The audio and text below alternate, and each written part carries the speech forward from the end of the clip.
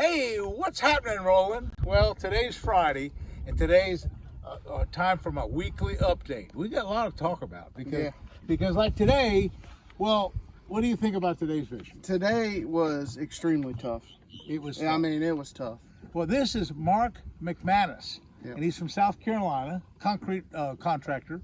We've fished together for a couple of years now, you and your dad and I, and we've done good. But today was kind of sucks. Okay, we didn't have a real good day. Sucks was a good I word. mean, we had 20-something bass, but Yeah, I nothing mean, real big, yeah, no big ones.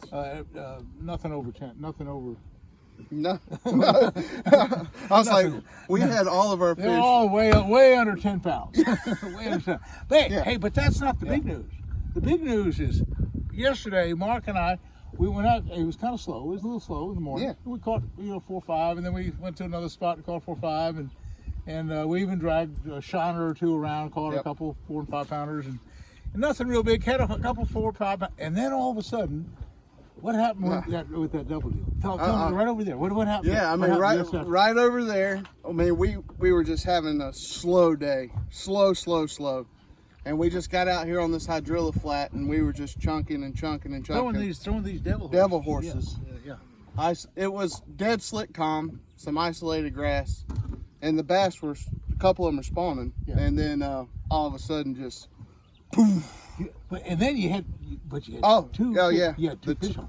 Oh, he sets the hook and he says it looks kind of a small one. Maybe the small one hit first. I'm not sure how that went. And then all of a sudden you said, "Hey, this is something that's bigger than I thought." Yeah. You know, you said, "Well, I thought it was a small one." And then all of a sudden he's got one about 5.5 pounds on one hook. Yep. And one about 2.5 pounds on the other hook. First time it's ever happened It's on topwater. It's like two. I mean, the one bass was big, and the other one was pretty big. You know, and so anyway, he caught both of them. And I said, well, hey, maybe that's a sign of good luck. Yeah. So things are starting to happen. Then, wasn't long after that, I throw out there, and about a 5-pounder hits my devil's horse, and I miss it. So I said, throw in there, and you threw in there with a worm. Boom. Cinco. 5-pound fish. But that wasn't the big news. I'm telling you what, folks. How long have you been fishing? 30 years. 30 years. Yeah. What happened after that? Oh man, the PB, the fish of a lifetime. Personal best. He threw the devil's horse out, and what the heck happened? I mean, it wasn't that big of a strike. It was. I mean, it sucked it down. It just sucked it down, I mean, an 11-pounder. 11 pound. It was 11.1 on this good scale. Yeah. Hey, The MLF scale. And we got the regular MFL big time scale.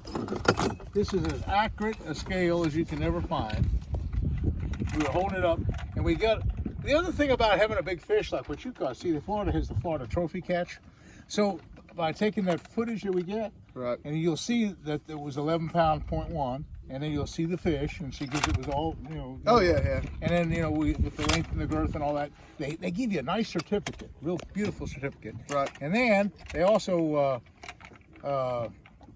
Bass Pro Shop gives you about $100 gift certificate. Well, sometimes a rod and reel, they get all kind of neat stuff. So it's really well worth it. That's one thing that's happened, and also today is the second day of the Elite Series on Santee Cooper. Yep. And so at Santee Cooper, and that was my home lake for years. I live in South Carolina, so it's not too far from the house. I love Santee Cooper. In fact, I won a big BASS tournament there about 40 years ago. But anyway, he's fishing the Elite Series, and he was in about 30-something place yesterday. But I don't know about today. I don't know. I mean, hopefully he'll squeak inside the cut. I think he might. He might make the cut, and so that's a big deal. It's his first year. And he fished the Classic, last week at Hartwell. Yeah. And he had some great early morning fish. In fact, he led the tournament for the second day for about 3 hours because he caught some fish early. But then he didn't catch the fish late. So what happened? He fell down. He fell in about 15th place, I think.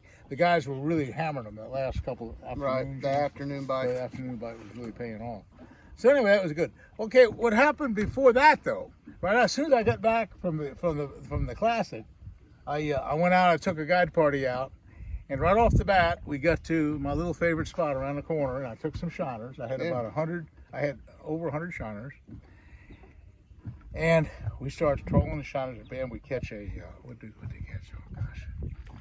Oh gosh, I can't remember. I get them all confused. I had an 11.5 one day when I got back from the Classic. I can't remember what was it, 11.5? Yeah. And then something like that. And then the next day I had like a 9.5, I think it was. All right, but anyway.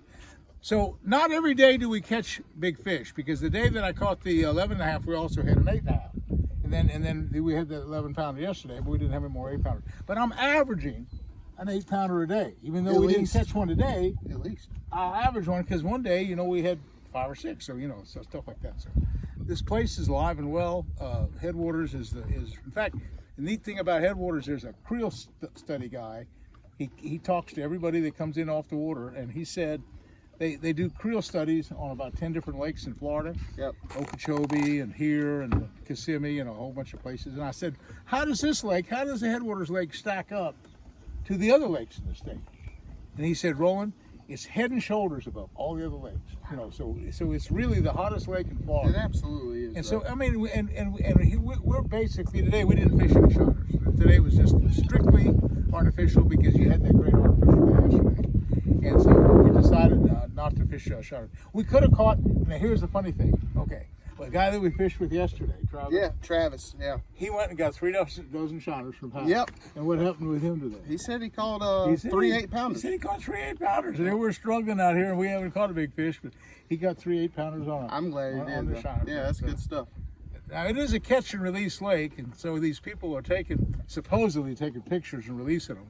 And I see some pictures of some of these bass that are calling 10 pounds and things like that. And you can't always believe the size of what they're saying. But anyway, the main thing is, you know, you caught the fish. We got it on video. Oh, yeah. We got the whole thing on. In fact, we were doing a YouTube.